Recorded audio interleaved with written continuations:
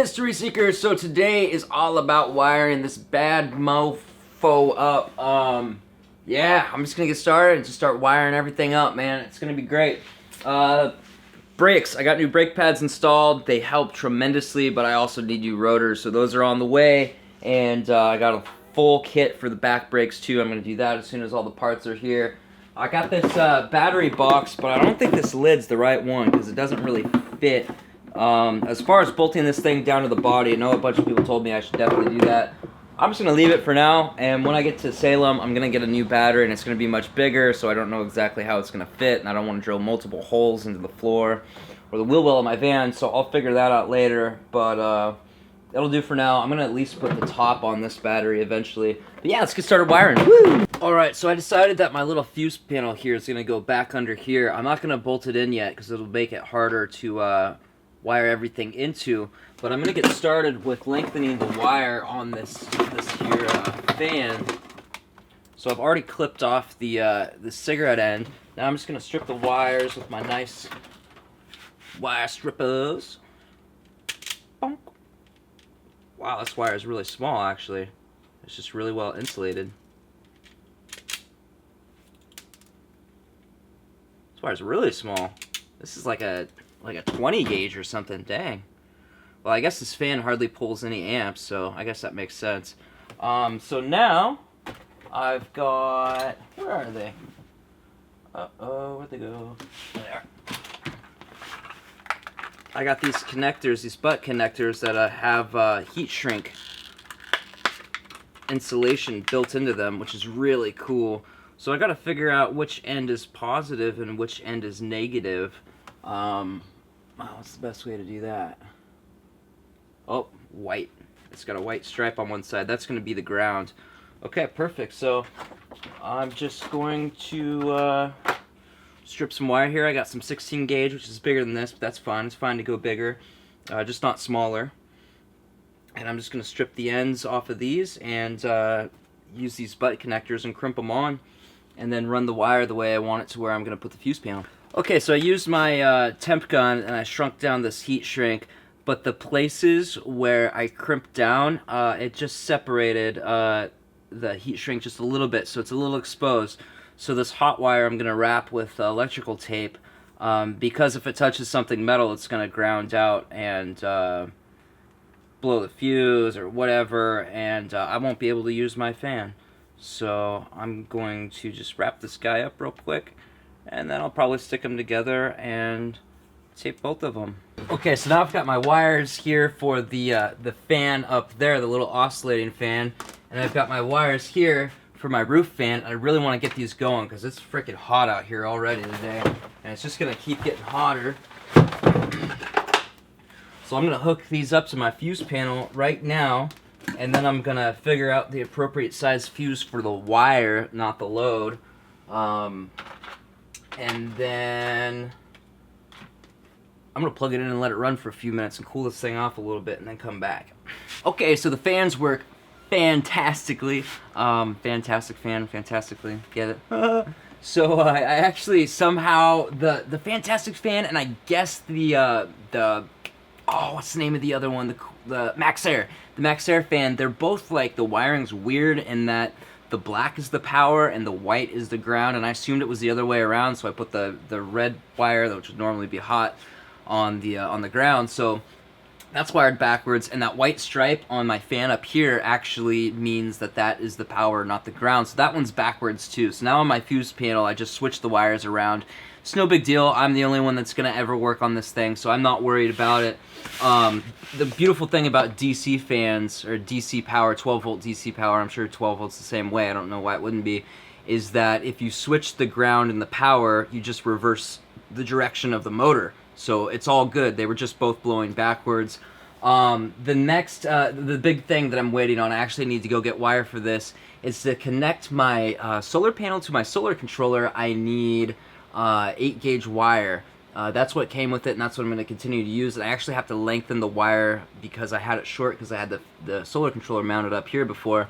And then I need to also use that same gauge wire to go from the solar controller to the battery. And I'm going to put a fuse in between just to be totally safe. And I think that's definitely a very good idea. and then the solar panel will be ready to go. But also it has this DC load out area on my solar controller, which runs straight from the battery, but that allows me to have a switch right here where I can turn everything off. I never used it before, but if something goes crazy and I just want to turn it all off, or I want to turn it all off to conserve power so that nothing in here is getting juice. Like these constantly get juice. If I want to just turn everything off, I can totally do that. So that's gonna be, I'm gonna go get that stuff tonight and do that. I'm also gonna get a metal plate to attach this to put to install. But right now I'm gonna work on the lights. So I have two different lights. I have these fairy lights that you guys probably saw in my last Q&A. I love these things. They're so amazing. And I also have the old lights that I use, the LED strips which change colors. Now I found out that the remotes interfere with each other. Both remotes control both things, but the buttons are in different places. So I've got this this control panel here with all these switches, and I'm actually going to hook them both up to switches. I found out that I never change the brightness or the temperature or anything else. I just leave them. So I'm going to cut out some areas up here, and I'm going to install these switches so I can turn them both on and off. And the LED lights are going to be down below and inside the cupboards and under everything, which is going to be amazing for finding stuff. So yeah, I'm going to get started on that. Okay, so these little switches, and they're actually lit. They light up when they're on, depending on how you wire them, which is awesome. And it's really nice, warm red color, so it's really pleasant to look at. So I am actually going to take one of these, because I've got a bunch of them, and I'm never going to use all of them. So I think I'm just going to cut the bottoms off of here and trace them on here. And man, how do I cut this out? It's really thin. So I think that actually just cutting this out with a razor blade might be my best bet. Oh, you know what? I don't even have to cut that, because I can use the plate that they came with as a template. Yeah, that's what I'll do. Yeah, I think my best bet is cutting this out with razor blade. Razor blade, cutting it out with the razor blade. I'll probably put them towards the back. No, towards the front. Yeah, towards the front, right here. Yeah, I'll put them right here. So I'll just trace this out and cut this out real quick. All right, so I got my little little holes traced out here where I'm gonna put these guys right here and here. Ba, ba, ba. So now I decided I'm actually going to use a drill bit that's a little smaller than the width of these, and just drill them out and then go in with the razor blade and clean it up a little bit. I think that's gonna be the best bet. Man, I could probably even do this with a jigsaw, but that's gonna make such a mess. And I think while I do it, I'm gonna hold this this box under here to catch all the shavings and stuff to come out, because otherwise it might be kind of hard to get them all out of here. Out of here.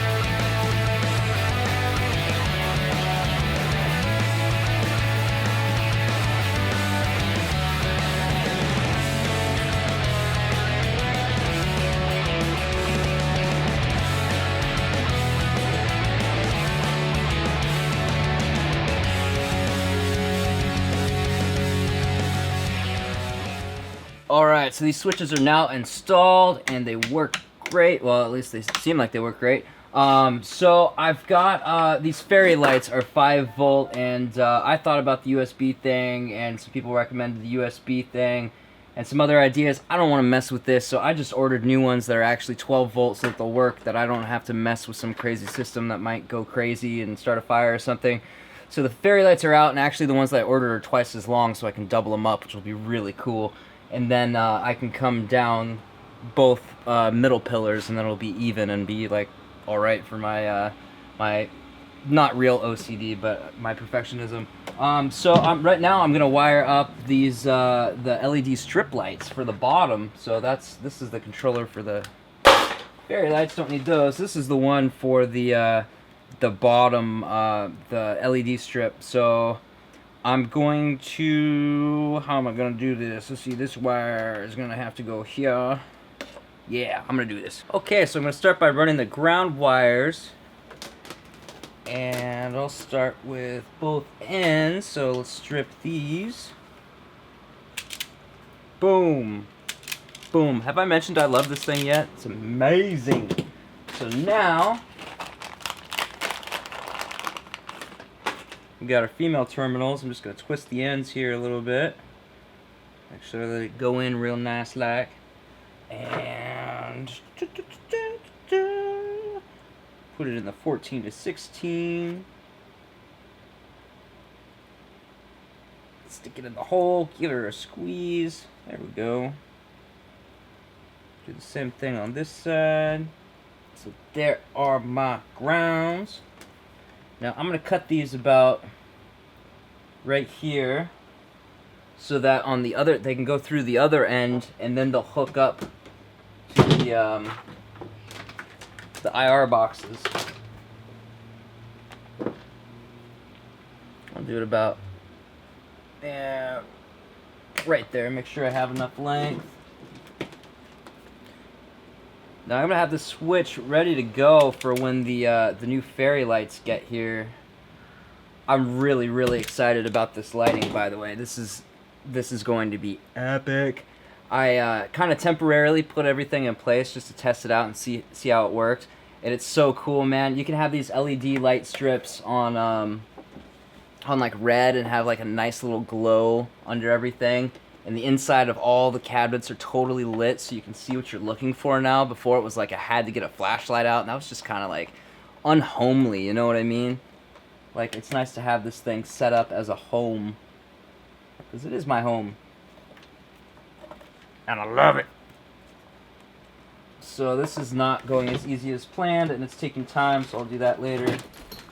I'm gonna bust out my power wire, and I'm going to strip the ends and do the same thing with the female terminals and feed them through, and then I'll show you what's next. Okay, so these two wires go to the switch that I'm going to use for the strip that goes underneath, and all these wires are actually going to go to the fuse panel and connect in the middle the IR boxes. So I'm just going to go ahead and strip them all and have this totally set up and ready for when the new fairy lights come in. I'm already here. I might as well route all the wires and get it all prepared. And I'm even going to plug this into the fuse box, but I'm not going to put a fuse in it so that there's no power going to it. Now I got my little butt connectors, and I know that the black wire on this IR box is ground, so I'm going to wrap it around the ground for the switch. And then I'm going to put it inside the butt. Right in the butt connector, just like that. And crimp this side down. Give that butt a little tug. Yeah, it's good. Just to make sure that it clinched on real tight. You definitely want tight with your butt connectors here. All your electrical connections. You don't want those things coming loose. Loose is definitely not good. So cool, the ground is on. I'm gonna hit these connectors with the temp heat gun real quick. Alright, so at this point in the video, my camera fell over, the autofocus stopped working, so everything was out of focus, and my mic came unplugged, so there was no audio at all. So I decided that I'm just going to now take over and pretty much just go over what happened. So basically, I spent a couple hours, or not a couple hours, like an hour, figuring out how to wire these switches because they are backwards from what I'm used to. I'm used to the ground being either in the middle or in position number 3, and on these particular switches, the ground goes to number 1, the accessory goes to number 2, and the power goes to 3. And I went through a couple fuses figuring this out, and that makes me want to tell you that it's very important whenever you're experimenting with this wire stuff. I did use the multimeter, but I still couldn't figure out what was what. Always use a fuse, because if I had not been using a fuse, the one that popped, that could have been a fire. So that could have been real bad.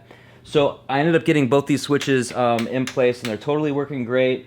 I got the fuse panel in place. And its new home is right back here, this big rat nest. I'm definitely going to come up and clean up these wires and put some looming around them and clean this whole area up. It's not staying like this, it's just temporary.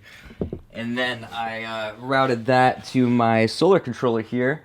And that is basically it for the rest of what I did this video. I still need to get the wire to hook up the solar controller to the battery, and then all the fans, all the lights will be good to go. The fairy lights are on their way, the new ones.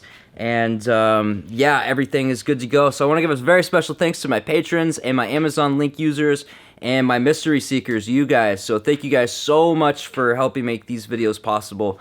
Love yourself.